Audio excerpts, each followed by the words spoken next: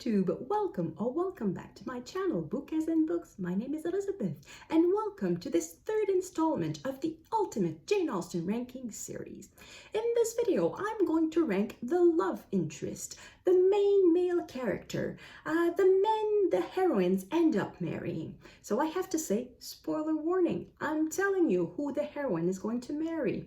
In some cases, it's quite obvious from the start, but in some other cases, it's not. So I guess you have to consider yourself warned.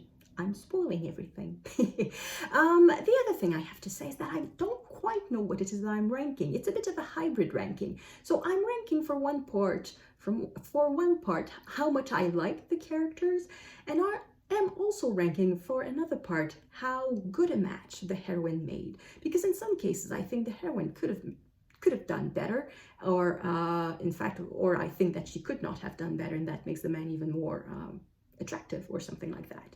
So I'm ranking a bit of both. So it's a bit ranking the characters themselves, and it's a bit ranking the love match. And I guess I'm going to explain that as I go. So at number 6, for me, without any shadow of a doubt, the worst love interest of Jane Austen's novels is Edmund Bertram from Mansfield Park. He is, gosh, exasperating. The only reason that he shines is because everybody around him is so mediocre, except for Fanny Price, of course. His older brother is just an idiot. His 2 sisters are idiots. The Crawfords are vain and superficial and insincere and anything you want, and there's basically no one else in the novels. They live more or less in isolation in this great estate of Mansfield Park. So basically, yeah, Edmund shines because there's no one else around to outshine him, but in and of himself, he's not particularly interesting. He is studying to be a clergyman, and he has a very high opinion of himself. He's a bit older than Fanny, not enormously, like 6 years, but given that they met when she was 10, it's quite an important age difference. And he's kind to Fanny as a cousin, a bit like an older brother. But the main problem with Edmund is that he spends the entire book fancying himself in love with the neighbor, with Mary Crawford. And in fact, he doesn't really see Mary Crawford. He sees what he wants to see. And he ends up turning to Fanny Price, thinking of Fanny Price at the very last line of page 555 of 560 in this edition. So that means he spends literally 99% of the book just not caring about Fanny Price, except as a cousin or as an older brother. So for a love story, it kind of sucks. And then it tells us at page 556 that the way in which he finally figured out that Fanny Price would be a wonderful wife is that he kept loving, guiding, and protecting her like he had done since she was 10 years old. So basically, he falls in love with Fanny Price by treating her like a 10-year-old. I'm incensed. I don't like Edmund. I think Fanny could have done a lot better. Now, of course, she doesn't have any money, and in the marriage march that counted at the time, that meant that she would not have been able to marry a rich man, and perhaps even Edmund is a bit above her station. But morally, she could have done better. Maybe a poorer man, but one who would have liked her more. So yeah, without any shadow of a doubt, Edmund Bertram at number 6. For similar reasons, I would put at number 5 Sense and Sensibility, and the 2 love interests here are Edward Ferris and Colonel Brandon. Colonel Brandon is just too old for Marianne, and it says very clearly that Marianne just settles for him. She finds a way to love him at the end, but it's not for Marianne, who's such a passionate person.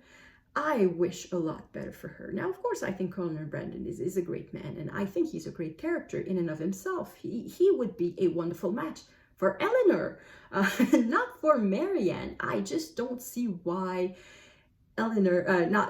why Colonel Brandon and Marianne are a good match. To me, it's a terrible match, and yeah, I really don't like it. And the other love interest in here is Edward Ferris, who was not really honest, because I know he was secretly engaged, but he could have told without giving a name, he could have told Eleanor that he was not free, and he could have behaved in a way that did not lead her on. And he could have had a bit of a backbone at the end, particularly when his secret fiancé snatches his brother. And yeah, basically, he could have had a bit more of a backbone. And he's a disappointing love match a little bit. So, number 5. At number 4, I hesitated between number 4 and number 3, but I decided to put Henry Tilney at number 4.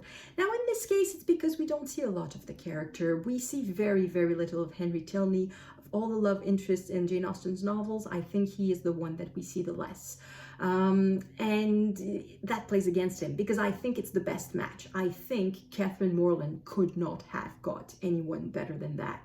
Given her situation, I don't think she could have got a better man. So I think Catherine Morland, I don't know if she will be very happy, because I don't know if the temperaments are really compatible, but I don't think she could have got a better man. So yeah, Henry Tilney at number 4, though I don't really know his personality. It's he's a bit of a mysterious, probably not very mysterious. I guess he's very ordinary, and you can just fill in the blanks. But yeah, he's at number 4.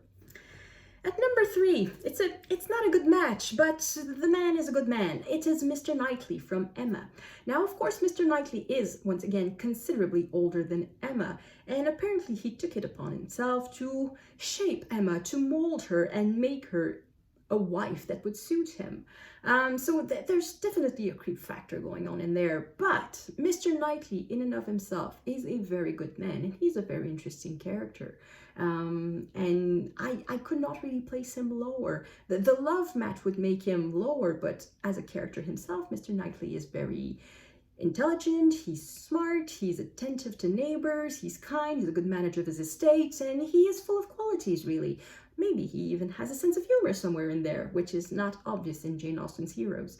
But yeah, he's kind of... I have nothing against Mr. Knightley himself, except the fact that he's interested in Emma. Which is weird. Maybe I should have put him lower. But anyway, he's at number 3. At number 2, controversial, I don't know, Mr. Darcy. I love Mr. Darcy, of course. Who doesn't love Mr. Darcy? But Mr. Darcy does not have a sense of humor. It's a one big fault. Now, of course, Elizabeth Bennet thinks that she's going to change him, that she's going to teach him how to laugh at himself. Ladies, how many of you have tried and succeeded in changing a man? It doesn't happen. It never does. It never works. So I don't think that's going to happen. I think Mr. Darcy is going to remain very dreary and serious person all of his life, but he is still a very good catch for Elizabeth Bennet, because he can show kindness, he shows justice, good manager of his estate once again, he's rich, which in Jane Austen is kind of a good quality, yeah, he's loyal to his friends, loyal to his sister, he is full of quality, so, and he's handsome. Oh yeah, he's handsome. So number 2. And at number 1, Captain Wentworth from Persuasion. Captain Wentworth basically has all the qualities of Mr. Darcy, except the big estate and the fortune. But basically, he has all the same qualities as Mr. Darcy, plus he actually worked for his fortune. And I think that's admirable. That may be my North American side speaking, because I think that somebody who works for his money is more interesting than somebody who just inherits the money. And so he worked, and also the patience that he showed, the faithfulness, the faithfulness of his love for Anne. It just kept on consistently through 7-8 years of separation, and just kept loving her. And I think that's just gorgeous and wonderful. And I think Captain Wentworth is the best love interest in Jane Austen's novels. So that is my ranking. Let me know in the comments what you think, and I will compile it, and at the end of the series, or at the end of the month, I will compile the rankings in the comments and make a separate video if I have enough. If there's just 1 people commenting, perhaps it's not worth it, but if like 5 or 6 people leave rankings, it could be really interesting, could be fun.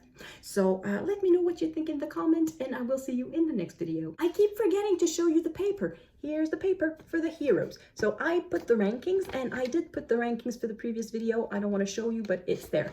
So, and then for the next video, I'm going to fold the paper to the next column. So these are the rankings so far. À la prochaine.